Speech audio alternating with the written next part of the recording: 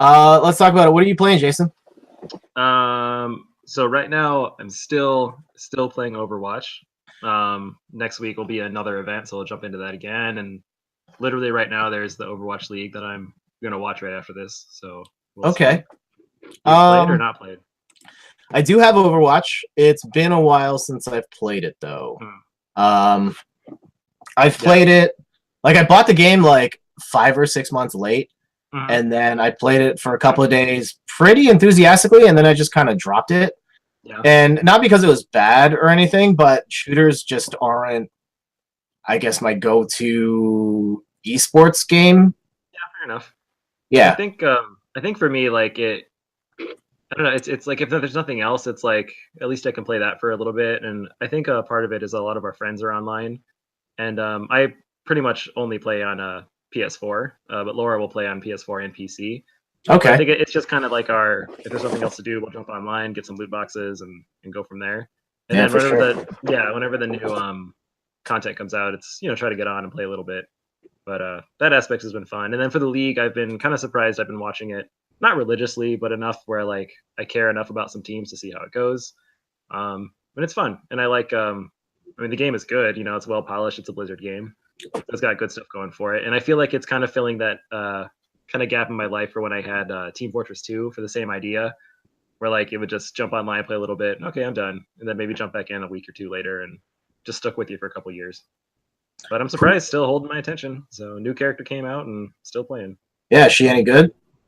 I mean, yeah, I guess. I think her name is Brigitte or something like that.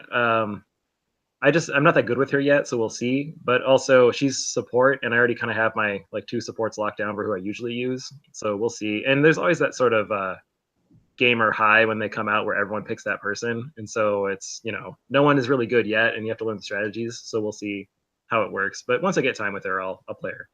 Okay. Who are your main characters in that game? My mains. I try as much as I can to fill whatever the team comp needs. But if I'm looking at each class, like for support, I usually will stick with Zenyatta, and it's kind of going between Mercy and Moira, one of those two. And then for tank, I pretty much only know Roadhog. I can play Reinhardt a little bit, but Roadhog's definitely the better one. And then my favorite, whatever I can, is still Hanzo for defense. So I use Hanzo, and then if I need to use someone else, I use Bastion or Mei. And then for DPS and attack heroes, I'll use try to go with Sombra, Tracer, or McCree, one of those 3. Okay. What you need.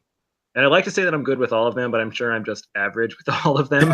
Telling myself I'm good, but I think when we get with our group of friends, it's just everyone's having fun, and it's cool to get some hacks in. It's cool to use your orbs and all that. So we'll see. Who did you primarily use when you played? I'm very stubborn. I only play D.Va, and that's it. I love the fact that she has unlimited ammo, and she does not have to reload, and it's like a super fast automatic gun. I don't have to worry about precision aiming. I just kind of run and gun, and that's how I like to play those games. Yeah, I think D.Va would be probably Laura's favorite character, too. And D.Va's great, and it's been a while since you played, but they kind of updated her. So they like changed her defense matrix. They gave her like little missiles and stuff like that too. So she's a little different. Okay, still very viable. Yeah, I need to play more. I have my cousin Jenna. She doesn't really play video games, but she loves Overwatch, and I keep telling her like, "Yeah, I'm gonna play this with you sometime," and then I never do. Yeah. One of the things is I can't stream that game at like. For whatever, I guess it's because of the quality of Blizzard's netcode, but I think it realizes that my netcode is crap when I'm streaming and playing at the same time, so it just does not put me in matches. Yeah, maybe. Yeah. Well, outside of Overwatch, though, I am starting to realize that there's way too much stuff on the Switch to like be passing it up. And I know there's a lot of like ports and things like that, but I did pick up Kirby Star Allies 2 weeks ago before we went on vacation and been playing that. Okay. And if you played a Kirby game, it's another Kirby game, which is, it is what it is. But I think with this one, with every game I feel like they make, there's always some sort of main gimmick. And this one seems to be the one that I care about the most, which is like copy abilities and like combining them together. It's kind of rudimentary and easy, but I guess the Kirby series always sort of is. But it's been fun, and nothing has been too challenging, but it's a lot of cute to it. So like, yeah, it looks cute and plays really cute.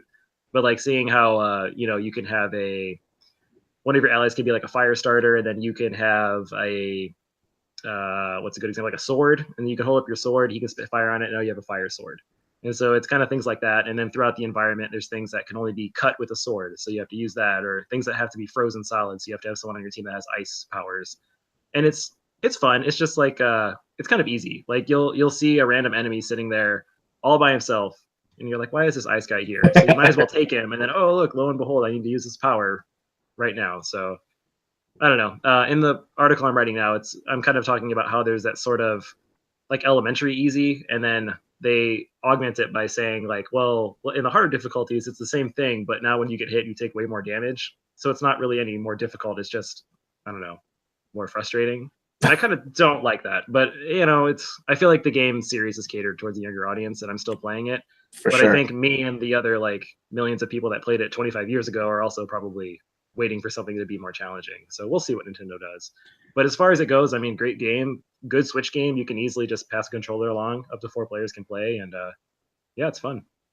Yeah, it's cool. I played the demo of it, and I was like, yeah, that's a Kirby game. And Yeah. I know there's little nuances with the friends stuff, but I just thought to myself, like, I'm probably not going to get into this, so Yeah. I just let it go. I think I've only played 1 or 2 Kirby games. I played Kirby's Epic Yarn, I know for sure, and I like that one. But I think I also got into that because I love the art style. Yeah, and I think that's why I played that one too, but I never actually finished it. Oh, and that's okay. another really easy game because I don't think you can actually die in that game. So you just keep going forever, and then you just yarn yourself back up. So yeah, I don't remember if you can die in that one, but I did enjoy it. Yeah, no, it's good. I never beat it, but it's a good one. So okay, and like you said, yeah, there's always a nuance for the game, and once you're over it, you're kind of like, yeah, I'm done. So falls under the same category. Yeah, I would expect them. I mean, to your point about Kirby fans wanting something harder, considering that they've gone almost 30 years and not made them harder, I'm going to guess that they will continue to not make them harder because those games aren't technically meant for you. Yeah, no, I get it. And I think it's because when I started, actually, one of the first games I remember playing was Kirby's Dream Land on the Game Boy, and thinking like, oh, this is great. And then eventually I jumped up to Kirby Superstar on the Super Nintendo, and that like was a bit more challenging. And so I was like, okay, this is cool. And then I jumped into Kirby 64, and again, it was different and new, and I felt like the game advanced, so I just kind of assumed like they were getting more difficult.